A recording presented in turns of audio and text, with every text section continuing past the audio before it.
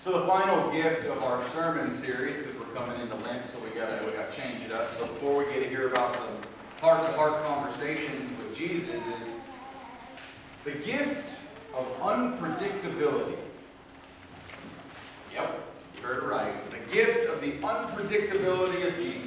The gift of unpredictable Jesus. Seriously, when I came to it and I was working on the sermon series, it's like, you gotta be kidding. Unpredictability? Nobody likes to be unpredictable. No one likes things that are unpredictable. I mean, last week we had outrageous grace, the week before public witness, and then challenge and action and curiosity and creativity. Those are all gifts. I want all of those. I don't want unpredictability. I don't want to be wandering around all of a sudden I'm blindsided by something. That doesn't sound much like a gift. It sounds a bit like a curse. None of us, there might be, I shouldn't say none of us, there are some of us who might enjoy a little unpredictability. But I don't much go searching for that. How many of us really love when our plans are set forth and we're headed in that direction and everything's going the way they're supposed to be, and then all of a sudden, nope, something different. No clue what might happen. Carl, the agent of chaos over here, is raising his hand because he loves a little unpredictability. And,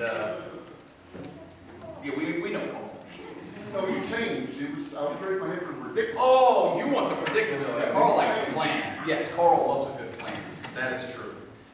But we've got that trip plan, right? Everything is great on this trip. My wife and I love to travel. We love...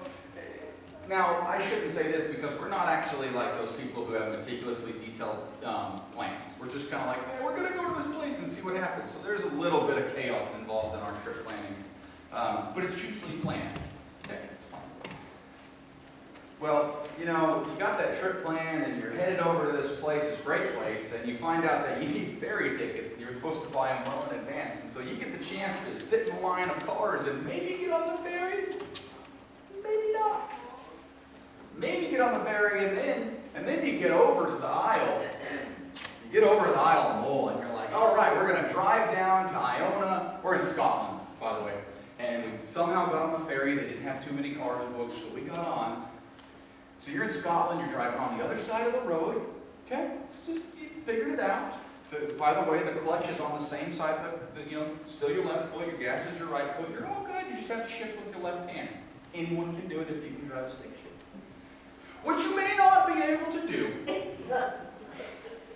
is when you get off that ferry and you start driving down the road and you leave the first city that you left and you get into the Isle of Mull countryside and you start driving and you realize this is a single lane road. That car's coming at my face. What do I do? So you whip out into the first little turnout thing and you turn to the right because you're an American. And the lady pulls up, because you've never done this before, you don't know anything about one-lane roads with passing places, and you are pretty sure you're going to die because all of the Scots that are driving on these roads, including the tour bus drivers, are driving like 72 miles an hour on a one-lane road that's squeezing through this aisle on the hills, and you're in a panic attack because you didn't prepare ahead of time. You just said you're going to Iona. She pulls up, she goes, right, good job. Next time, go left. I go that way. Thanks. So you planned this trip. We planned this trip and went in. It was fantastic. It was awful. But at the same time, it turned out to be a fantastic time. We got to Iona, we experienced God. The next time we had to do the one-lane roads of passing places, we were ready to go. We learned something. Now, what we didn't know how to do was the 18 to 19% grade roads. Do you ever come up to the hill with a 19% grade? You're not 100% sure where the road goes. Little unpredictability. It was a fun ride down, though. We all like the control. We all like our nice, neat boxes. Because at first, it's full-blown panic attack.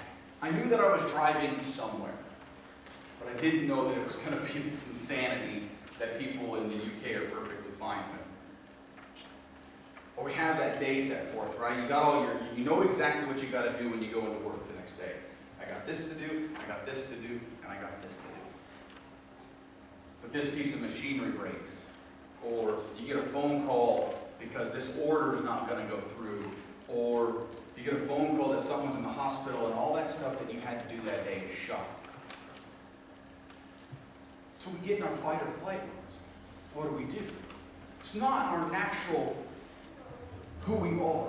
We like order. We like plans. I can't even imagine what the disciples, when they got up there for the transfiguration, they're going up this mountain. At this point, they've probably been up this mountain a couple times, if not multiple mountains, a whole bunch of times. Jesus loves. It's like, let's go up a mountain. And they're like, oh, seriously? Mountain again? We just had a sermon on the mountain. And then we went up the other one. Okay, let's hike up this mountain in our sandals again. So I'm sure that the three of them are thinking they're going to pray. They're going to learn something. Jesus is going to give them another sermon about how to be either sheep or goats. He's going to tell them about how to love people. At this point, there's a little bit of unpredictability at this point. They might be used to it. The hemorrhaging woman, she comes up, she's been bleeding for who knows how long. She fights her way through, gets healed, and Jesus says, the power's gone out from me. I'm sure they were like, how do you know that? But at this point, they probably are used to a little bit of unpredictability. But it's business as usual. They go up the mountain. They get to the top. And I'm really sure that they're thinking, it's going to be another lecture. It's going to be another sermon. We're going to have a good time. They get up there. And the second they get up there, he is transfigured. His face shone like the sun, his clothes dazzling white. I don't know what's going on with Jesus right now. This is too much. And then all of a sudden, Moses and Elijah are with them. The only two people to be taken up to heaven. Bam. Taken. God takes them. And Jesus is talking to him. Now, Peter goes business as usual. Because that's what Peter does, right? Okay, this is good. Jesus is shining.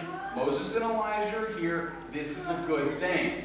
Okay, let's build some dwellings. Okay, let's make this normal.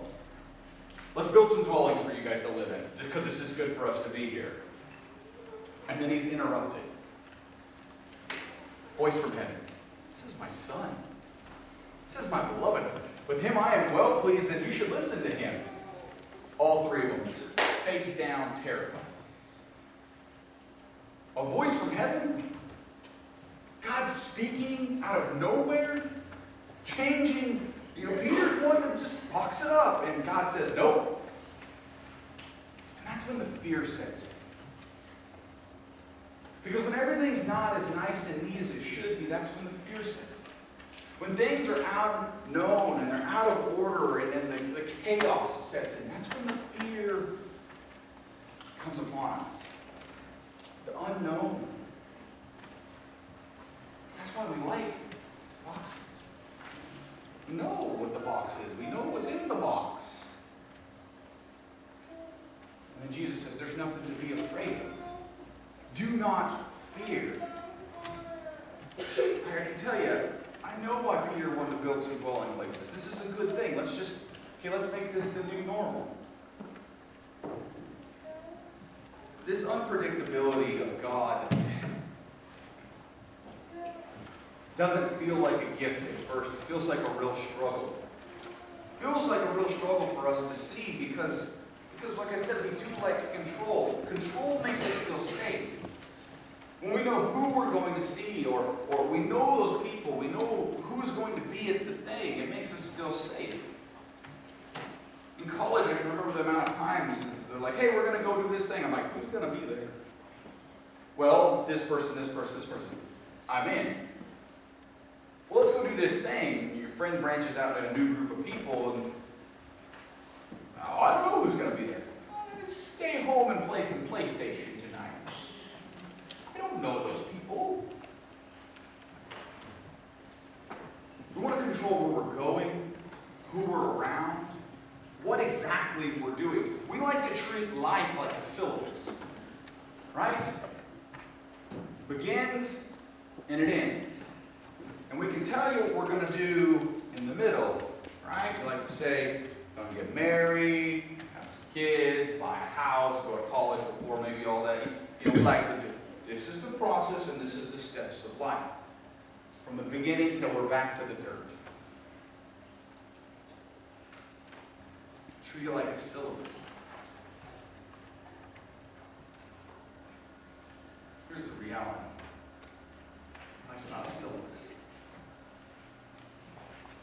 Anybody's life been a syllabus? Through and through. Dead on. I didn't think so.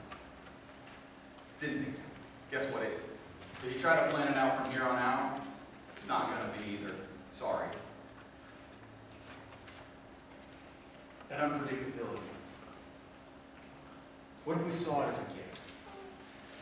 What if we saw the surprises as gifts? What if we stepped into life recognizing it as a meandering journey or an adventure? How many of you like a book? You sit down, or a movie, I know not everybody reads. You sit down with your book or your movie and you go, turn it on and you go, oh, this is going to happen, this is going to happen, this is going to happen, the end. That's good, right? That's fun. Nobody likes that. The greatest stories ever told, they surprise you. They grip you for a reason because it's innately life. It meanders. It's an adventure. Robert Frost, I took, in the wood, there was two paths diverged in the wood. I took the one less traveled. Everybody's like, oh, what a great poem. For a reason. Because he took the one less traveled. See, that's life and God and the Spirit ebb and flow. Yes, there's a trajectory, there's an end, there's a goal, there's a destiny, whatever you want to put on the end of it. There's a call. But in that, it weaves back and forth. Things happen, they change our course over and over. We've charted a path, but the wind blows us in a new direction. The Spirit moves us in a new way. Finding that and seeing that as a gift is our goal.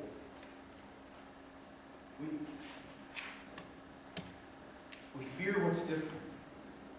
We fear what we don't control, and that's the problem. The true gift, though, is the fact that we're not in control. In Romans today, in our Sunday school, we were reading Romans. We're getting close to the end, and it says our lives are not ours. If we live to the Lord. If we die to the Lord. So whether we live or we die, we are the Lord's.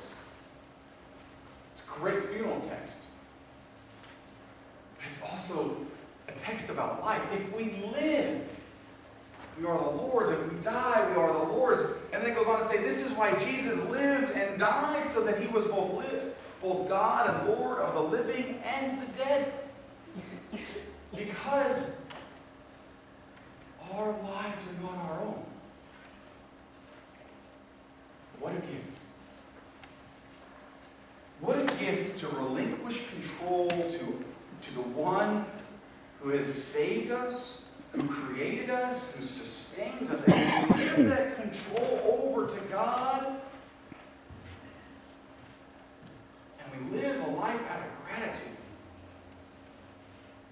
What power there is to just live into the mystery.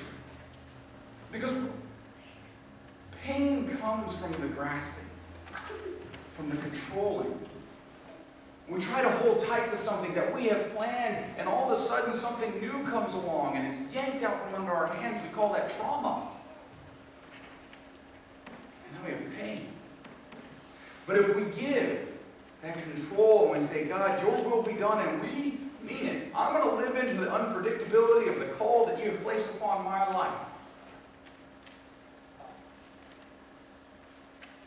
What grace and gifts are found in that. From beginning to end, life, death, and resurrection. To give that control over to God because of what Jesus has done for us and is doing for us. Romans, Paul also says that